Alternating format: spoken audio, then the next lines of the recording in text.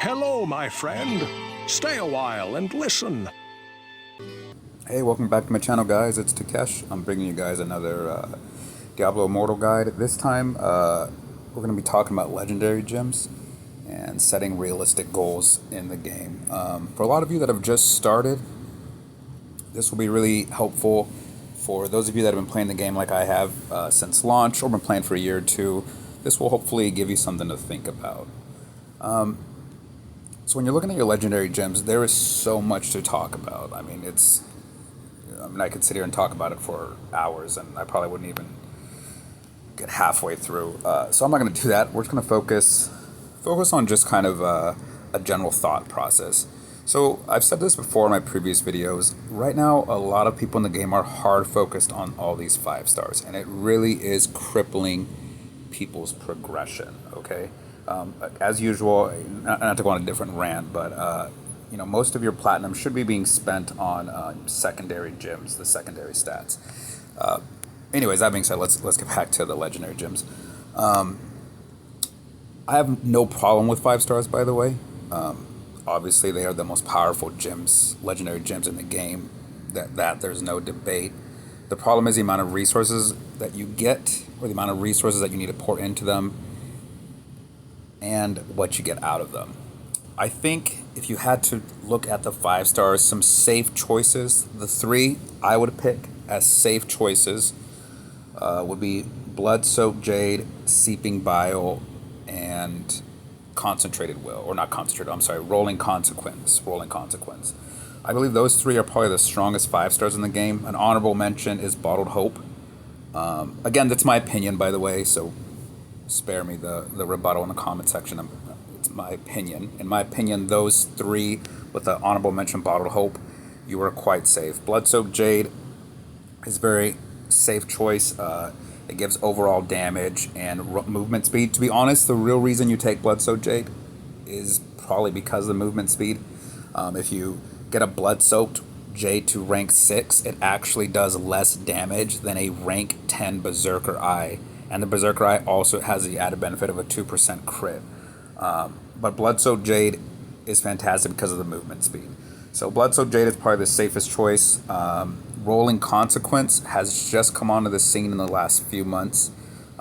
It has probably become one of the most sought after gems in the game, especially in PvP. Crit chance in PvP is king, along with critical hit damage, which is, again, backed by armor penetration, is so important. But Rolling Consequence, very, very safe choice. You can put that in any build. Same with Blood-Soaked Jade. And then finally, Bile. Bile is the strongest dot in the game. It's not so much the dot damage that you're focused on, it's what it's triggering. There's so many builds where the dot really, what's the word I can think of? It really makes the build pop. The other 5 stars, if you have them, they're fantastic. Don't get me wrong. I'm not telling anyone to go and get rid of your 5 stars. That's not what I'm getting at. I just don't think you need them unless you're a well. If you're a well, I've said this before, by all means, well out. Go for it. For the rest of us that are spending less than $10,000, I really think you only need 3 5 stars. I really wish I would have never got the ones I have. I really wasted a lot of platinum. If I can go back in time, I would have never gotten Maw of the Deep. That was a huge waste of plat. I wouldn't have got Starfire Shard. By the way, Starfire Shard is a fantastic gem. If I go back in time, I would have never got it. I would have just focused on Blood-Soaked Jade, Rolling Consequence, and Bile, and that would have been it. The reason I say that, and this is back to the beginning of the video where I was saying setting realistic goals, is because we have such a huge amount of 2-star gems that are incredibly powerful that you can realistically get to rank 10 and be incredibly powerful. Viper's Bite, for instance. By the way, I'm not going to go too into depth about each gem because, again, I want to keep this short. But Viper's Bite is a fantastic 2-star. You can't go wrong with it. I believe there was a content creator, I think it's Apollo in Gaming, he did a test of it, and Bile after a minute and a half damage-wise. I don't remember the exact number, so I won't make it up, but it was remarkably close in damage to Bile. Mother's Lament, another extremely powerful 2-star that you can get to rank 10. No one's going to bat an eye at it. Perfect choice. Pain Class is probably the most powerful 2-star. It should be a 5-star. At rank 10, increases all damage you deal by 24%. With a dot, Viper and Pain Class pair incredibly well along with Bile. Like I was saying, another fantastic 2-star, the Fervent Fang, the one you already get from the Battle Pass. And there's one more I am missing. Oh, Bloody Reach. Bloody Reach at rank 10 is 24% increased damage. It's absolutely wild. So if you're playing a range class, I highly recommend getting Bloody Reach to rank 10. As far as 1-stars, again, so many great 1-stars you can pick. Misery Elixir, really great for PvP. Increases the duration of harmful effects. Berserker Eye is your bread and butter in 1-star. There's nothing wrong with a flat 16% increased damage and a 2% crit. Everlasting Torment is pairing really well. There's a lot of builds you can use it in, especially Crusaders and Necromancers. So back to what I was saying at the beginning of the video, like setting realistic goals. You do not need to have all 5-star gems. I see way too many players. I'll be in a challenge dungeon with a player doing almost no damage, and they will have 6 to 8 5-stars equipped. The problem is they're all level 2, level 3, really poorly statted. Not doing much damage. Oh, also something to think about with the 5-stars. This is something I learned months ago.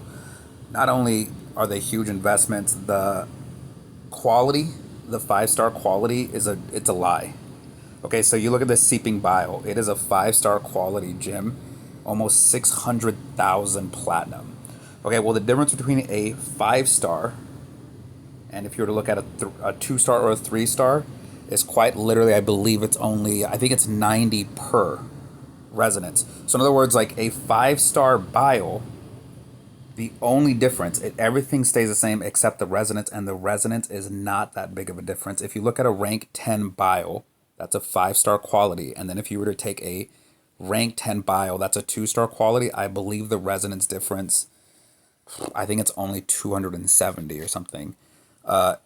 And I'm pretty sure I'm wrong on there, but it's 90 per, so it's very insignificant. You're way better off, in my opinion, just picking up a 3-star. Reason being, the other 500,000 platinum that you're going to spend getting this 5-star, you can put into getting multiple rank 7, either armor pen, potency. I mean, you're going to get way more bang for your buck. Getting an extra like 200 or 180 resonance, because that's all the difference it would be, by the way. If you had a rank 10 Bile with a 5-star quality compared to a rank 10 3-star quality, the only difference is 180 resonance. So you are paying 500,000 platinum for 180 resonance. Let that sink in. These really have been a big lie to us from the beginning. Anyways, guys, I just really want you guys to, when you're looking at legendary gems, set realistic goals. You do not need to have all these 5-stars. If it was me, if I could start all over, I would only maybe pick up 3, and then the rest of my gem power would go into 2-stars. And then all my platinum would be going into building secondary gems and trying to get as many rank 8, rank 9s gems as possible, getting the sapphires, armor, all those. But yeah, anyways, guys, hopefully I didn't bore you guys too much. Let me know if you have any questions or any comments to make in the comment section. Have a good one, guys.